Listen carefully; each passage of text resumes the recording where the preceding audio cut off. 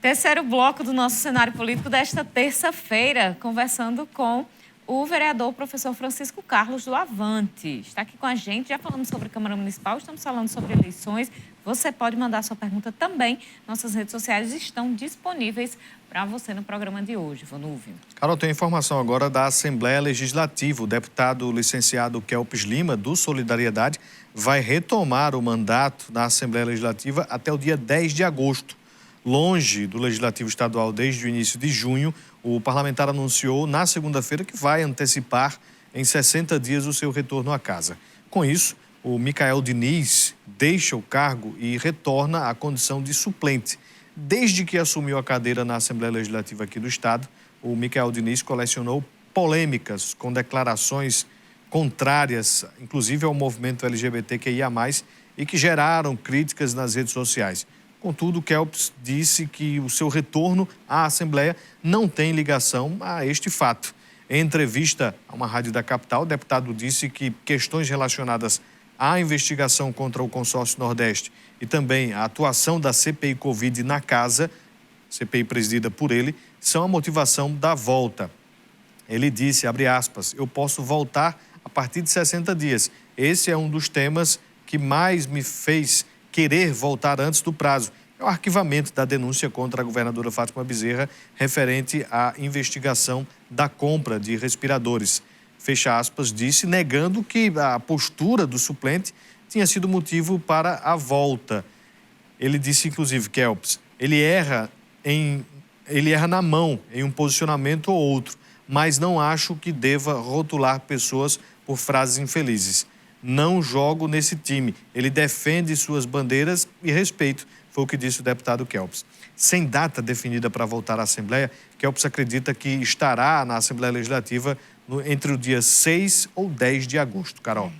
Interessante, viu? Não se tratou só de palavras, né? Foram ações também. Teve aquele fato dele ir se dirigir até a porta do gabinete da deputada Isolda Dantas, fazer foto ali junto aos seus assessores com a arminha, fazendo a arminha com a mão, que realmente foi uma provocação, ficou muito claro aquilo, né? Eu acho que é muito mais do que uma outra frase infeliz, não foi um erro dele. Ele escolheu assumir essa posição e uma posição agressiva em relação à colega e principalmente aos LGBTs. Então, é preciso, o Solidariedade, na minha opinião, repensar um pouquinho essa frase aí de Kelps. Quando a pessoa está no meio político, Carol, ele tem que principalmente respeitar as divergências, ele precisa respeitar minorias, ele precisa respeitar a população, seus eleitores, ou quem não vota nele ou votou nele. Ele precisa ter e exercer sempre o respeito. O parlamentar, né, que vai deixar aí o Micael Diniz, ele perdeu uma ótima oportunidade que é buscada por muitos, que é representar o povo numa casa importante como a Assembleia Legislativa. Ele perdeu uma grande oportunidade de aprender bastante. Na verdade, o que ele teve depois dessa rápida passagem foi a rejeição da população. Eu acho que infeliz foi a frase do Kelps, mas vamos lá. Vamos aqui para a participação do pessoal de casa no WhatsApp. Tem muita gente aqui conversando com o professor Francisco Carlos. A gente tem o Trajano Júnior, ele está aqui dizendo que esse foi o melhor pingo em Mossoró, cidade junina, de todos os tempos, em todos os sentidos. Essa é a opinião do Trajano Júnior. Vamos sentar para conversar, viu, Trajano? Tem umas ressalvas aí. Eu também sou fuliã do Cidade Junina. A gente tem aqui participação também do Niel do Sumaré, sempre ligado. Muito obrigada pela audiência. João da UPA do BH também, sempre na audiência. Calminha, gente, vocês que estão aí mandando pergunta, vai dar tempo, tenha calma, ainda falta 10 minutos de programa. E a gente tem aqui a participação da Kelly, do Alto de São Manuel.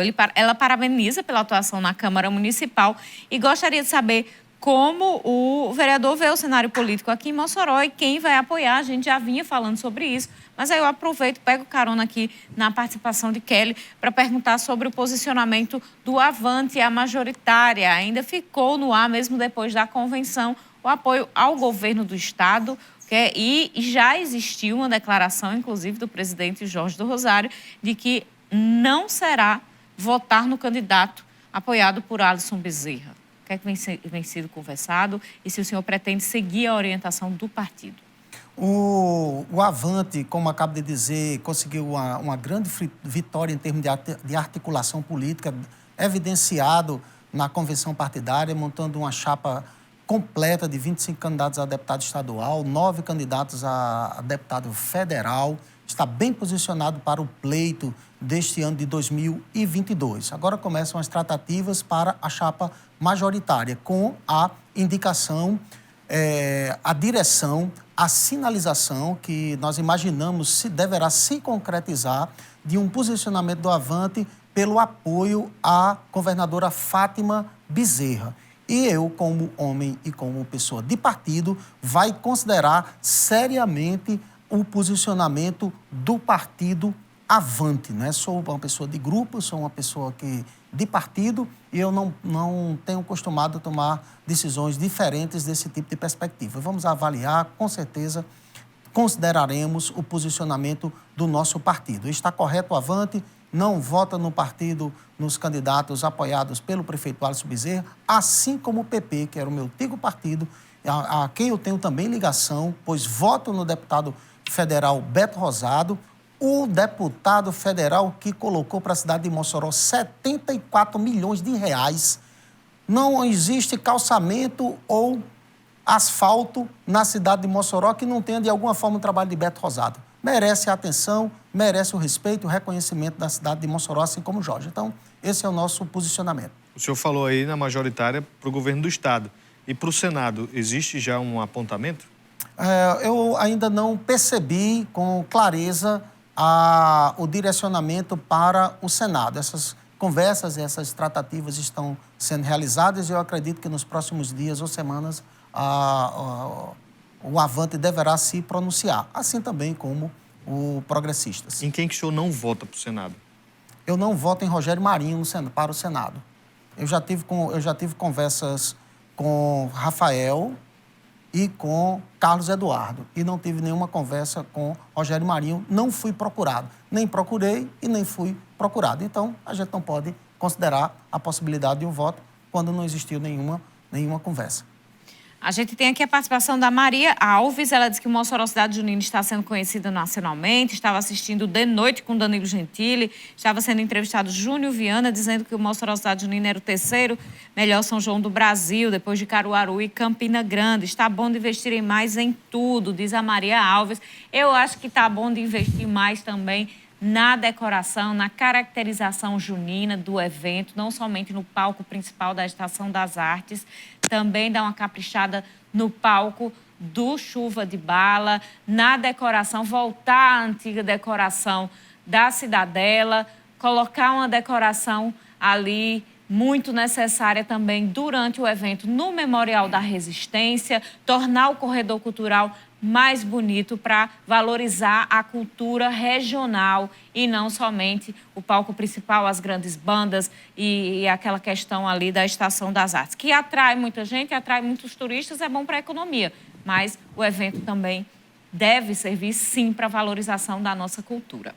Aqui a gente tem também mais participação, peraí que eu chego já, é o Trajano Júnior. Não, Trajano Júnior já foi. Peraí que eu chego, agora sim. É o Giorgio. Pronto, acertei. Pessoal, se identificando fica mais fácil. O amigo Francisco Carlos veio do PV e é um amante da natureza. Inclusive, sei que cuida de plantas. Gostaria de perguntar por que Mossoró ainda não tem um plano de arborização urbana. Qual é o entrave para a implantação do plano de arborização? É o financeiro? É a execução? Muitos anos, muitas gestões se passaram realmente e Mossoró continua com esse problema. Olha, eu primeiro gostaria de parabenizar o nosso telespectador, não é? Porque, de fato, isso é uma questão urbana da maior importância. O problema nesse sentido, eu penso que seja a falta de constância. Porque nós já tivemos programas de arborização na cidade de Mossoró. Inclusive, se você observar no mês de setembro, quando floram as claibeiras em nossa cidade, quantas matérias bonitas, quantas imagens com todas essas floradas de claibeiras em nossa cidade que não existiam há 10, 15, 20 anos atrás, né? Durante o governo de Fafá Rosado, por exemplo, foram plantadas 80 mil mudas em Mossoró, com todo um programa de publicidade em torno de plante uma craibeira, né? E o resultado está aí. Agora precisa de constância, precisa de continuidade, não é? A cidade hoje é bem mais arborizada do que o era há 20 anos atrás, mas ainda precisamos de muito mais. O telespectador tem toda a razão. Quando o cidadão entender que as folhas que caem das árvores não são sujeira, talvez os moradores possam cuidar ali de uma árvore na sua rua, na sua calçada, e possa conviver com os benefícios que são muito maiores do que varrer a folha, né, Vonúvio? Inclusive, lá na minha rua, quando se plantou craibeiras, né, muitos estavam preocupados se ia pegar na fiação. Não estavam preocupados em cuidar, preocupados em manter ali. Benefício não. Era se ia atrapalhar o fio. Ora, o fio já, né, pode se organizar de outra forma. Mas, enfim, é uma boa discussão. Tem uma pergunta aqui do José Santos. Ele questiona sobre uma cobrança do vereador de projetos que não, de leis, na verdade, que não eram executadas aqui no município de Mossoró. Pergunta se já tem respostas sobre aquelas cobranças que o senhor fazia.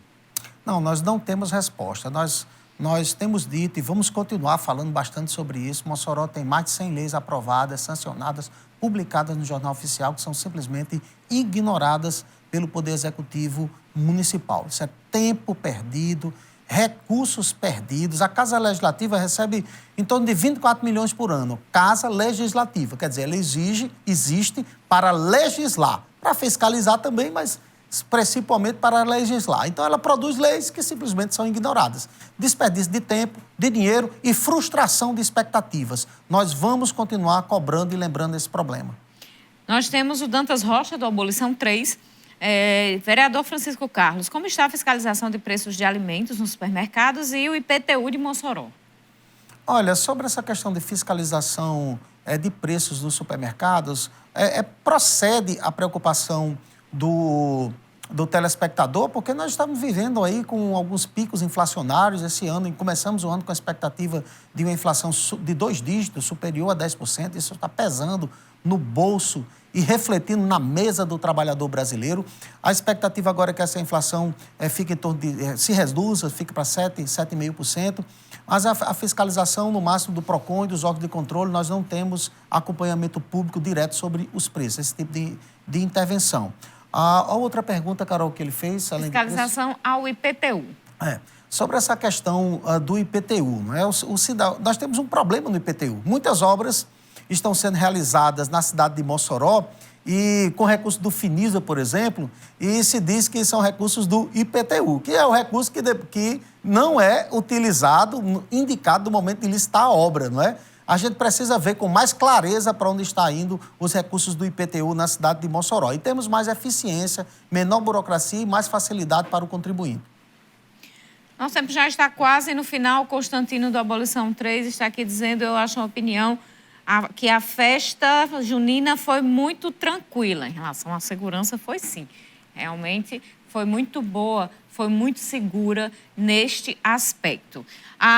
Só para finalizar, acho que a gente não tem mais nem tanto tempo, mas como é que o senhor vê o fato da ex-governadora, ex-prefeita por tantos mandatos, não participar do pleito eleitoral como candidata? Rosalba Ciarline. Rosalba Ciarline, sim. Olha, Obrigada. A Rosalba é a maior eleitora consolidada na cidade de Mossoró. Mesmo o prefeito Alisson Bezerra possui um posicionamento político-eleitoral na cidade por força da ocupação do cargo, né? Para que ele possa ser uma liderança política do naipe com a força de Rosalba Ciarline, ainda vai ter ainda que trabalhar muito, né? Lá na Câmara, de uma maneira assim, meio que jocosa, nós dizemos, vai ter que ainda comer muito feijão com arroz, né? Para ficar forte.